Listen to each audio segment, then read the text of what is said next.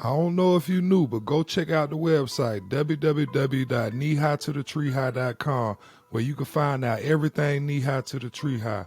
We have a giveaway up in last week episodes, but check out the website for tons of info.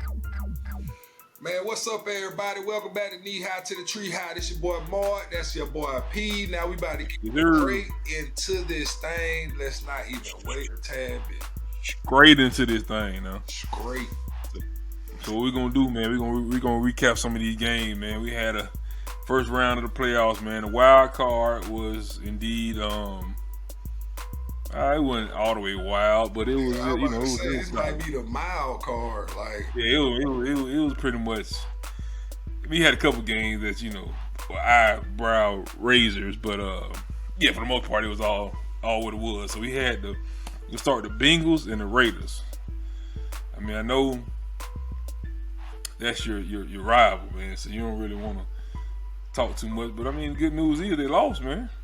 Well, even though they my rivals, I actually spoke highly on the Raiders because of all the controversy they went through this. Controversy, yeah. You know what I'm saying? They went through a lot of controversy, so for them to go through all that and them still be able to make the playoffs, I felt like it was kudos to them. But what I also felt like was they expended a lot of energy emotionally and mentally in that Chargers game. Trying to get there, right? Trying to get there. And I think that took a lot of wind out of themselves when they went out there to play the Bengals. Yeah, I mean, the thing is, it wasn't even just that game, though. I saw a stat that said something close to they last 4 games. The average margin of victory was 3 points. Yeah.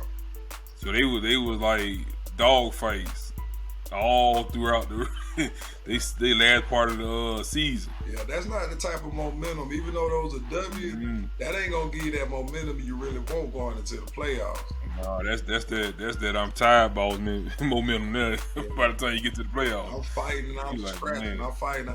I am emotionally spent. Hey, can we talk about it, boy, Ja'Marr Chase, though, boy? Hey, man, look here, bro. You know what I'm saying? Listen, they got an opportunity to become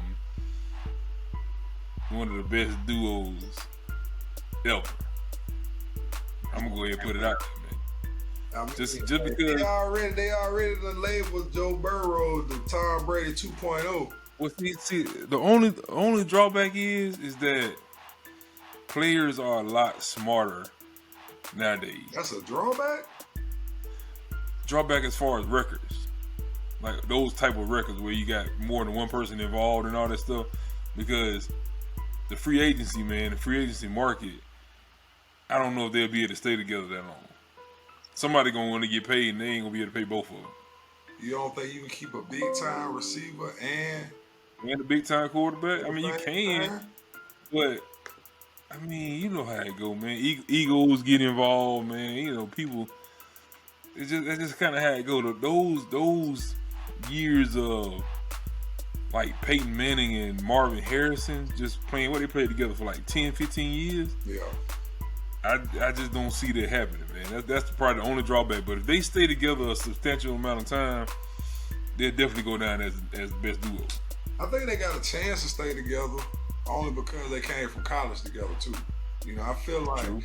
Those are some dynamics that they put with some quarterbacks and receiver combos that we haven't really seen in the past. I really can't recall one quarterback that was an elite quarterback actually teaming back up with their elite level wide receiver. Receiver from college, yeah. Bro, I don't think that's ever happened. And it happened 3 or 4 times in this past season. With Miami, you got Waddle and Tua. With the Eagles, you got Hurts and you got Smith. Yeah. And then you take it on to the Bengals and you got Chase and Burrow. Yeah, that's true. That's absolutely true, man. Like I said, them boys, they are actually they good, man. I like the way they play. What you think about what they got up on task this weekend, though? Man, they got the Titans. I mean, to be honest, I think out of all the teams, that was probably a great matchup for them. The only reason is because they have a. I mean, I guess you can call it high power, but it's somewhat high powered offense to where Tennessee likes to control the line of scrimmage, like control the game. But if Cincinnati can come out there and start scoring a couple touchdowns and get a lead on them, Tennessee gonna be in trouble. Yeah, because they not known to put it through the L like that. Even though they got some great receivers, bro, but they just ain't doing it like that, though. You know, they still got to hand that ball off a lot. Yeah, I'm interested to see what Derrick Henry gonna look like too, though. You know, for him to come back from a foot surgery this early, I mean, you know, I want to see what he looks like. Is he really Derrick Henry, or he just gonna be that show pony that you got a game plan for? You right. I mean, I think it just gives another layer, man. But I mean, you gotta look at the conditioning. You gotta look at a lot of factors. And then he's so big on that foot. That foot, trying to make cuts. You know what I'm saying? Getting tackled. It's all fun and games at practice. But once you start getting tackled and hit and all that stuff, man, it's a lot more factors going into them injuries. Yeah, we'll see, man. My bad too, bro. I ain't mean to jump all the way from. Yeah, you did that, bro. I was like, hold on, man. I thought we were still recapping, man. We done jumped to the front. I'm like, hold on, my man. Bad, bro. My bad. Sometimes I get. Well, there you go, getting ahead of yourself, man. I get ahead of myself. I put the carriage before the horse. You know what I'm saying? Boy, you silly, man. We back before I was rudely interrupted, man. Damn. We was yeah, I know, man. Let's talk about this Bills game, though. Oh man, boy. This Bills versus the Patriots, man. It was like 4 degrees out there or something. It was 4 degrees. It looked like the Patriots were froze. Yeah, the Patriots were still in New England. They ain't show up. I mean, I think if I'm not mistaken, they said the Bills basically played a perfect game on offense. Like they scored on every possession. It looked like it. I remember the first half, it was touchdown, field goal, touchdown. I'm like, touchdown. Yeah, they if you wasn't a believer, they definitely could easily sway you according to that game. Now whether they do it throughout the playoffs, but if you just watch that game and you never really watched Buffalo, you would definitely be on the Buffalo bandwagon. It's a lot of people on that Buffalo bandwagon, bro. Yeah. It's a lot of people. But you know what it was? You called it during the game, though. I felt like New England was trying to sit back and nickel and dime that thing. Yeah. You know, and it wasn't no way Buffalo about to let them do that because they came out running and gunning. Yeah, they I mean, I don't know what it is. I feel like they was trying to. I feel like Belichick all year was trying to protect Matt Jones, like as far as like not throwing too many deep passes. Man. I don't know what. I mean, they won one game, and then he only threw like 3 passes. Yeah, that was a cold game too, wasn't it? It was a rainy game. I think it was raining, man. But I'm like, man, this is the first round pick, man. Let this man throw the ball. Boy, he gonna spoon feed him, man. He gonna spoon feed him. Try and groom him to be that quarterback that they need for a long time. But they did not look like the Patriots. To him, man. They ain't look like the Patriots of the past, I'll tell you that. No, one thing I can say, 12 in that backfield, that's a different game. It's like having Destiny's Child without Beyonce. You know man, what I'm saying? Like, man, you can put it together all you want to. It just ain't the same. All right. Hey, look, I can tell you one thing: you can interchange all them backgrounds, but as long as Beyonce was in that thing, you good. You still had Destiny's Child. But once that Beyonce left, it was a wrap. It's a wrap, bro. So I don't know what they gonna do, man. You know what? I actually found out something that interested me, and we talked about it before. What that is? It is. I did not know that Bill Belichick was not in any of the Madden games. Bro, you know what? You told me that, man. I ain't even fact checked you on it, but I just took your word for it. I don't really know. First of all, if you can take anybody's word, you know you can take mine. Bro, I got you. That's why I didn't even fact check it, man. I was just like, man, if my dog tell me a duck can pull a truck, then I'm just gonna shut up and hook the sucker up. You know what I'm saying? That's all I'm gonna do. No questions asked, man. Shut up and hook the sucker up. He done pulled the butter from the duck. Why?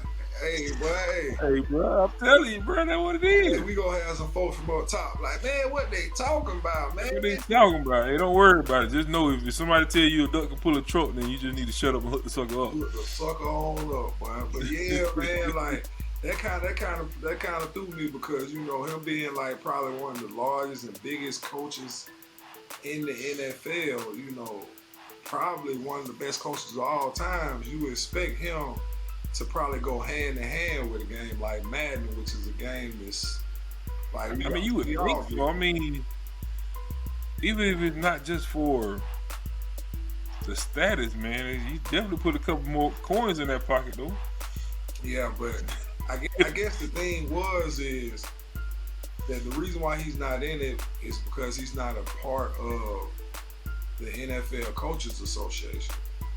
Yeah, and it's weird, man. You know, you think about the players and the Players Association, but they got all kind of association, man. They got Ref Association, man. They got the like you said, the Coaches Association. There's a lot of them little associations in the NFL, man. You don't never really think about it until it's brought to the limelight. Yeah, they all got their own little groups, you know. Yeah, you would think it would fall up under. I guess they do fall up under the NFL umbrella. Yeah, but I would think they would be like more closely intertwined. You know, what we knew what was. Yeah, like we all separate. Cause I guess they got their own little CBA agreements too and all that stuff, right? CBA, all that. You know what I'm saying? So, yeah. But that's very seldomly talked about. So that might be something we dig into later on, man. Yeah, I had to. Cause that's interesting, man. Cause you would think he'll be a little bit more involved in that Madden, man. Yeah, bro. He might come out with Belichick. Belichick 23. Belichick 23. All right, man. Yeah, we go to the next one, man. We looking at it, man. Listen. Well-oiled machine. Who next on it, bro? I'm just telling you. I mean, just take a wild guess, man. Bro, I know you ain't going to America's team. Nah, bro, no. There's no way. They not well-oiled. We talking about the Tampa Bay Bucks, man. Oh, you said well-oiled. You should well-oiled machine coming in the playoffs where they need to be. You should have said well-oiled quarterback. Because whatever WD-40 Tom Brady putting on them knees and ankle, boy, I need. Bro, you know what he put? Hey, you know what he putting on them? That Tiger Balm. That deer antler spray.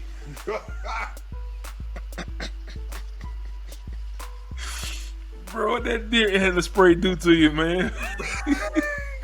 that boy Ray Lewis he was shot out for that one, boy. That boy that was taking that deer antler spray, boy. Hey, boy, sometimes you got them homegrown recipes, boy. I still remember them. Man.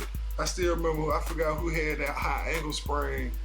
And they wrapped his whole ankle up in the red clay. Oh man, this is all up with the bandages and stuff to try and get that sweat, boy. They gonna do anything to make it play, boy.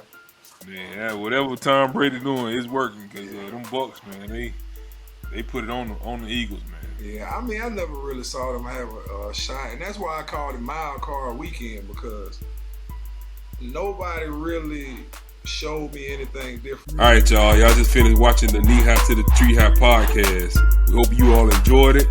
Please like, subscribe, comment below, tell us your thoughts. We out.